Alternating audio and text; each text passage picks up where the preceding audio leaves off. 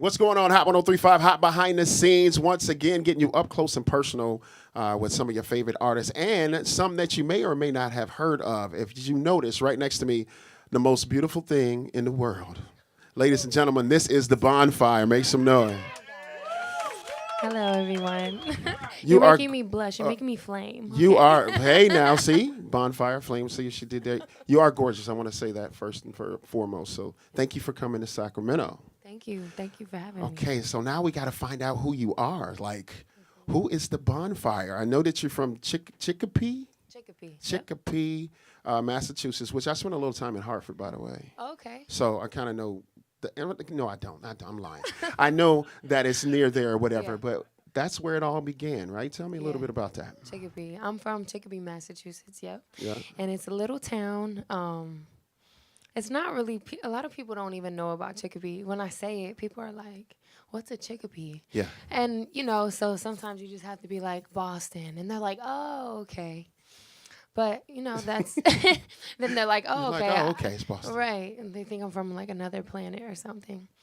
But I grew up there, and music and performing has always been a part of my life. It's always been something that I've done. My mom's brothers were like in bands, and just like really crazy guitar players. Like I'm talking like in the basement, on the drum set, on the guitar. Like they had their own band and jamming out, sweating to like Led Zeppelin and Wow. you name it, every rock band you can think of. But also, I was raised by my stepfather, and he's from Samoa. He's from the Pacific Islands. So, Nice. in Polynesian culture, entertaining and being an entertaining, dancing is a big thing. That's what they do. It's cultural. So I grew up in that. I grew up in Polynesian culture mostly.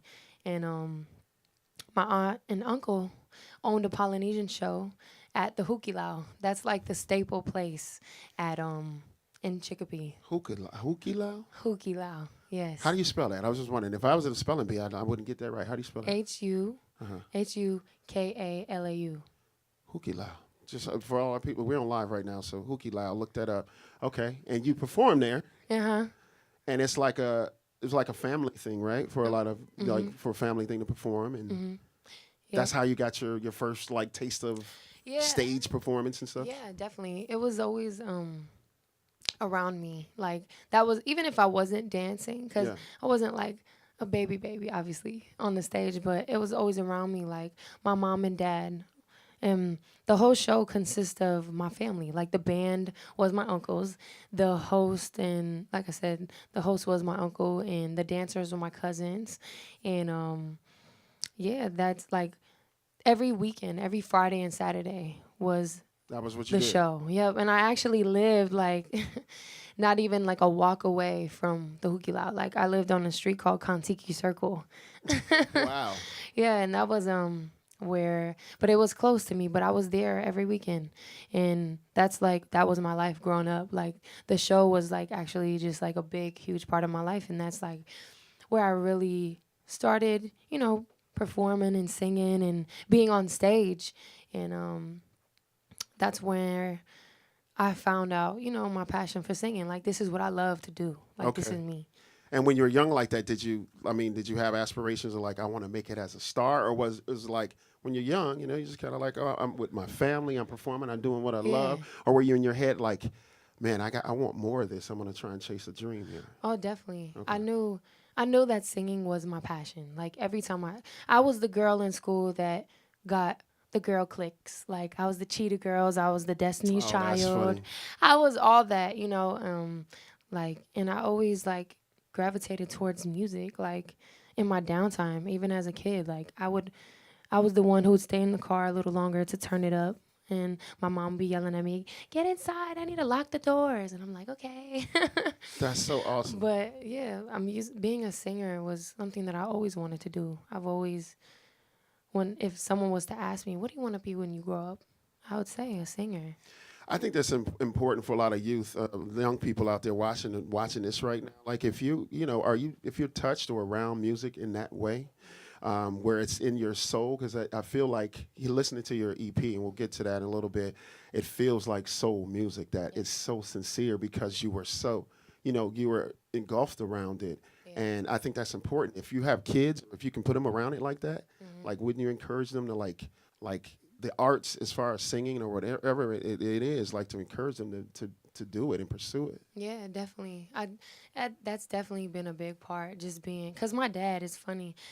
My dad is from the islands, but he for sure loves the Commodores, Yeah. Al Green, the Temptations, the Whispers, like Marvin Gaye, you name it. Like that's what I was listening to growing up. Okay. And like I said, my mom was listening to like hard, like classic rock and roll, like, but my older cousins, like, where I really got like my nick for like '90s, like I was listening to Aaliyah, I was listening to 702, Oh, Mariah J-Lo. Carey, yeah, Nice. like Casey and JoJo, like all that, like those '90s inspired. That's like my soul. That's the way my soul swings. And you can see that and hear that in the Ready to Love EP, which has some 90s Yeah. and some throwback feel to it. Tell me about that process. Like, was that intentional because that's so much a part of like how you grew up? You wanted to insert a little bit of that feeling? Yeah, I definitely did, just because I love I love doing flips. And like when I was little, like when I was doing just like YouTubes and singing in front of a computer screen, I would take records, mostly old school records, new school records, and I would flip them. I would make them into my own way. Like that's just what like I had a joy of doing. And for me, it was kind of nerve-wracking to do it actually and put it out to the world, because I'm like, ooh, I don't want them to judge me, because it's like taking records, classic records Right. that people And love then turning them. Yeah. and flipping it. But it's been so much positive feedback. So The EP is amazing. I have to tell you that. I lived with it a little bit starting on Sunday, all the way up until today. I'm just, and I love what I hear. All About You is my favorite joint right now. yeah, Do you have a favorite on the EP? I love them all as a collective, but you singled out All About You. That's definitely one that's dear to my heart. But Raphael Sadiq is on that one. I have the pleasure. That's okay. And I know who that was singing on that. Shout out Tony Raphael Sadiq. Tone. Shout out Raphael Sadiq. Yep, that. Nah, That's my big brother. Let's talk about Raphael Sadiq, because he's a big part of being a part of your team and your process, as well as L.A. Reid. How did that come about? So let's bring it back to Chicopee. Okay, Chicopee, let's go. So, like I said, I was just, throwing up covers on YouTube, and I actually got discovered by this club promoter that was from Harlem, New York. Okay. And he seen one of my videos, and he was like, hey, I think you're really dope. You sound good. Do you want to open up for this girl that I have at my club? And I was like, sure. And I was super excited. I never had performed outside of Chicopee. I was so excited, but I'm like, ooh, I don't even have my own music. And, but I was like, yeah, I took the offer. And I remember I drove there, me and my mom. It was just me and her. We went there, and I ended up blowing that girl out of the water. No, Yeah, and there was like label reps in the room. It was like a big deal. I didn't even really know how big it was, but so from there, that man who owned the club, he name dropped, and he ended up dropping my name to my manager Yancey, which is close, very close, good friends with Raphael Sadiq. Got it. And Okay. they work together. So Yancey, so Raphael Sadiq ended up writing me on social media, on Twitter to be exact. And Reached out to you, like, yes, and I didn't think it was a real thing. I was looking for the blue check mark because I was like, always the story. Like, you don't believe somebody's famous. It's didn't. like, yeah. I was like, Raphael Sadiq, like Tony Tone, what? I was just singing It's Our Anniversary. Yeah. Like, it was just like, wow. But he reached out to me, and honestly, that next day he ended up flying me to Atlanta. Just like that. Just like that. And that was my first meet and greet with him. And he just was telling me like how much he believes in what I'm doing, and wanting to develop me and get something going. And I waited a whole year until I actually moved to Atlanta, and I ended up moving to Atlanta. I was there for 4 years and just kind of grinding, working on who I was as an artist, trying to find my sound, and really a developmental process like they did back in the day. Like, Yeah.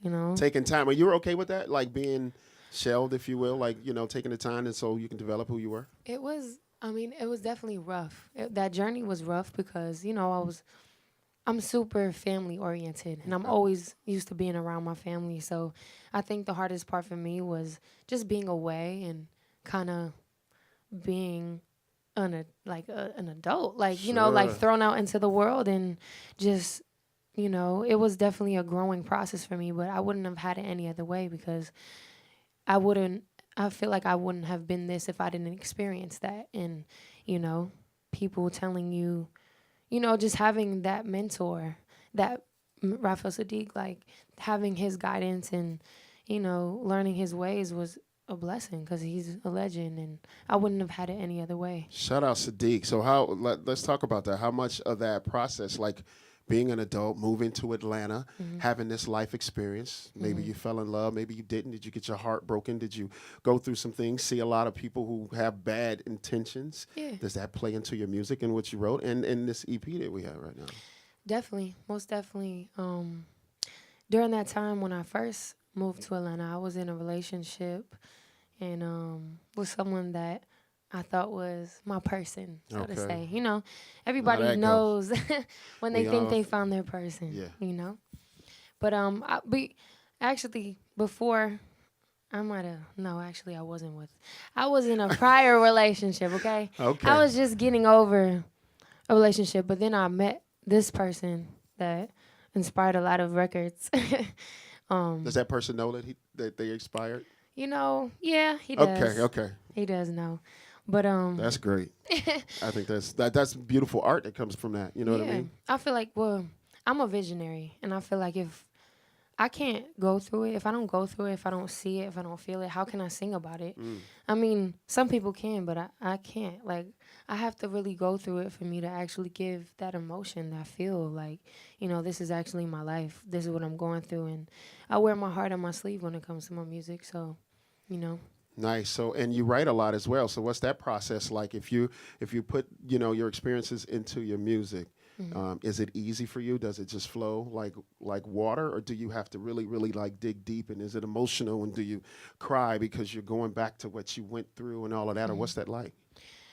Um, there's definitely been some tears. Okay.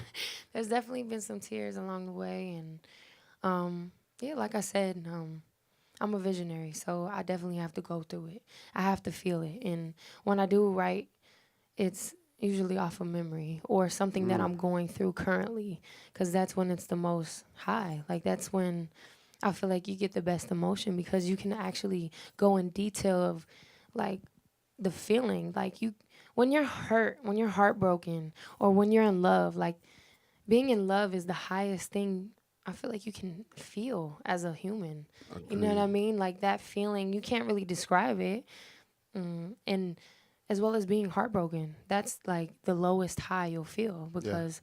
but in order to feel that heartbroken, you have to be in love first. You have to feel that high. But um yeah, I have to go through it. And I've also joined with some really dope writers on this project. It wasn't just me alone. So and they were able to bring that out of me, bring that emotion out of me.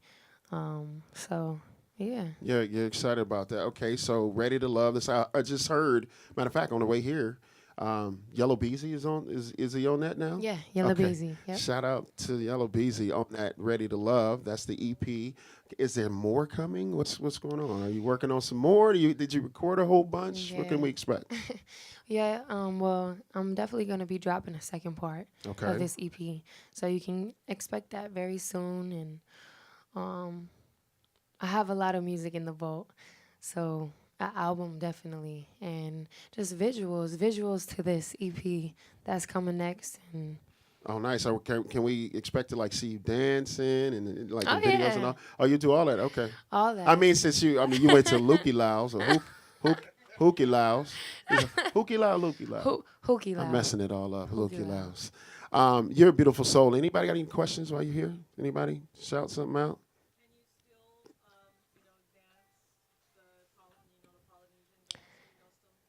Yes, definitely. That. I don't think that'll ever leave me.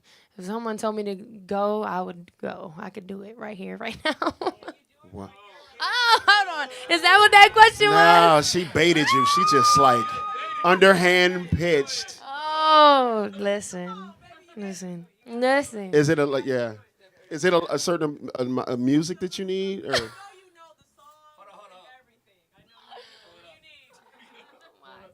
Because it's a lot of. It's not a lot of. It's a lot of hand movement, correct? And it's the language, correct? I mean, okay. I'm gonna break it down. Break this down. I'm gonna break it down because it is a language. It is. I mean, every dance is different. Like, you got your Hawaiian people, your Samoan people, your Tongan people, your Fijian people. Okay. For each Polynesian, like each. I just, so if I'm doing it, I mean, show me something. Yeah, each. Okay. So okay, long as you're okay. So this is the basic motion of. It's called a farapu, which means fast, but I'm gonna show you. Okay. I got you. No, be careful. Actually, let me use this real quick. So you're gonna bend your knees, right? Hands out. Okay, wait. I'm about to do your left. So right. So we do pineapple, coconut, papaya, fruit salad. No way. Okay. real pineapple, coconut, papaya, fruit salad is around, salad. right? Ooh. So wait, you gonna play a beat? Look up. Okay, we don't need a beat. We don't need it. All right, and pineapple, fruit salad, coconut, papaya, fruit salad. Whoop, whoop, whoop, whoop, whoop, whoop. Oh, there it is. Wow. Are you serious? Hey. Y'all make some noise for the bonfire, ladies and gentlemen. That was you got a lot out of me. Oh my gosh. That was beautiful. That was gorgeous. Ready to Love, the EP out right now. Make sure you're on the lookout. Support her. We got love for you here in Sacramento and at this station. So thank you for stopping by. Thank you so much for having me. Yeah. Hot behind the scenes, Hot 103.5. I need something. I'm gonna need something. Sexual chocolate. I'm gonna need something. You need a snap? I'll give you a little. I'll give you a note. What you need? Oh man. Hit me with something. Hit me with the Luther. This world of mine. Yes. Ooh. I would place at your feet all that I own. You were so good to me. If this world were mine. What?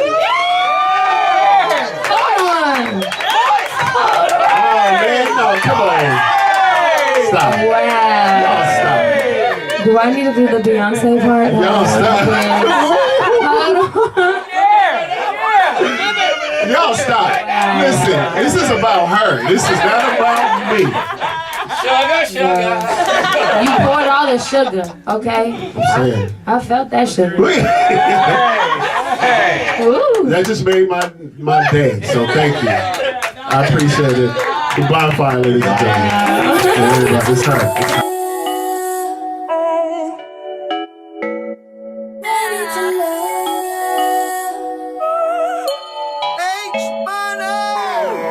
You can miss it if you want. Play around, but you gon' end up dumb. I know I'm running through your mind, but you gon' be the one that's catching.